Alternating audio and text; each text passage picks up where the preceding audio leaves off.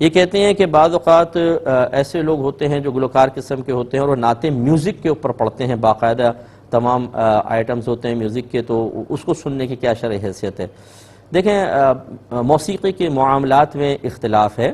بعض علماء موسیقی کو فی نفسی ہی جائز قرار دیتے ہیں، اور ان کا کہنا یہ ہے کہ اگر یہ گندے اشعار کے ساتھ ہو تو ناجائز، ورنہ اچھے اشعار کے ساتھ ہو تو اس کا سننا صحیح ہے، اور بعض اس کو منع کرتے ہیں۔ اگر کوئی گلوکار میوزک کے ساتھ کوئی نعت پڑھتا ہے تو اس کے سننے کی کیا شرعی حیثیت ہے؟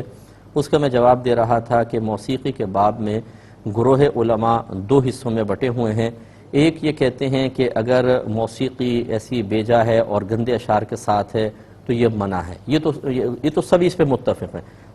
جو بٹے ہوئے دو حصوں میں وہ یہ ہیں کہ پاکیزہ کلام ہو اور میوزک کے ساتھ ہو تو اس کو سن سکتے ہیں کہ نہیں۔ تو ایک گروپ تو وہ ہے کہ جو کہتا ہے کہ نہیں سن سکتے ہیں، وہ یہ کہتے ہیں کہ موسیقی حدیث میں منع ہے۔ نبی کریم صلی اللہ علیہ وسلم نے قرب قیامت کی علامات میں سے یہ بیان فرمایا کہ آلات موسیقی کو حلال کر لیا جائے گا، لہٰذا وہ منع فرماتے ہیں۔ اور وہ یہی کہتے ہیں کہ اگر چاہے آپ میوزک اچھے کلام کے ساتھ سنیں، برے کلام کے ساتھ سنیں، چونکہ میوزک کے اثرات ایسے ہوتے ہیں کہ دل میں خرابیاں پیدا ہوتی ہیں۔ انسان ایک دفعہ اچھا کلام سنتا ہے، جب شوق پیدا ہوتا ہے تو برے کلام کی طرف بھی بڑھ جاتا ہے، تو وہ جانب احتیاط کو اختیار کرتے ہوئے مطلقاً منع کرتے ہیں کہ چاہے پاکیزہ کلام ہو چاہے برا، یہ نہیں سن سکتے ہیں۔ دوسرا گروہ جو ہے وہ کہتا ہے کہ اگر برے کلام کے ساتھ میوزک ہو تو منع ہوگا، اور کیونکہ یہ دل میں نفاق کو بڑھاتا ہے، لہو و لعب ہے، برائی کی طرف لے کے جاتا ہے، اللہ کی یاد سے غافل کر دیتا ہے، اس لیے منع ہوگا۔ لیکن وہ کہتے ہیں کہ جب پاکیزہ کلام کے ساتھ میوزک ہوتا ہے تو پاکیزہ کلام کا ایک اپنا اثر ہوتا ہے، اور یہ میوزک اس کے اثر کو بڑھاتا ہے، اور پاکیزگی کا اثر بڑھے تو اس سے تو اچھے طبیعت پہ اثرات مرتب ہوتے ہیں، لہٰذا ان کے نزدیک سننا جائز ہے۔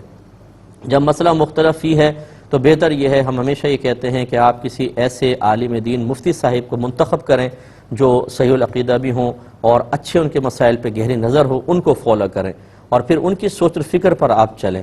تو اگر کوئی ایسے علماء کو فالو کرتا ہے جو جائز کہتے ہیں، اس پہ تنقید کرنے کا کوئی فائدہ نہیں، وہ خود نہیں کر رہا بلکہ وہ تو علماء کرام، مفتیان کرام کے فتوے پہ عمل کر رہا ہے۔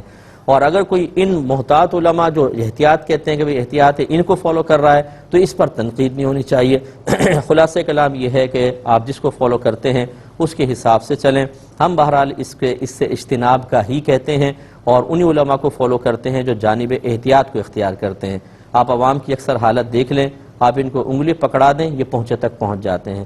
جو مزارات کے اوپر آج کل بہت ساری خرافات رائج ہیں، کیا ہمارے اکابرین نے ان خرافات میں مبتلا ہونے کے لیے لوگوں کو مزارات پر حاضری کی اجازت دی تھی؟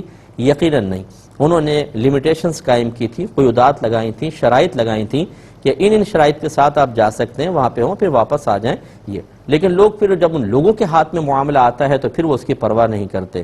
جو ایک نعت کو میوزک میں سن لیتا ہے، اس کے بعد پھر اس کا دل چاہتا ہے پھر کوئی اور کہیں میوزک چل رہا ہوگا، وہ اس طرف بھی مائل ہو جائے گا، اور پھر اس کا اپنے نفس کو قابو میں کرنا بہت ہی مشکل ہو جاتا ہے۔ اس لیے ہم کہتے ہیں کہ جانب احتیاط کو اختیار کرنا بہتر ہے۔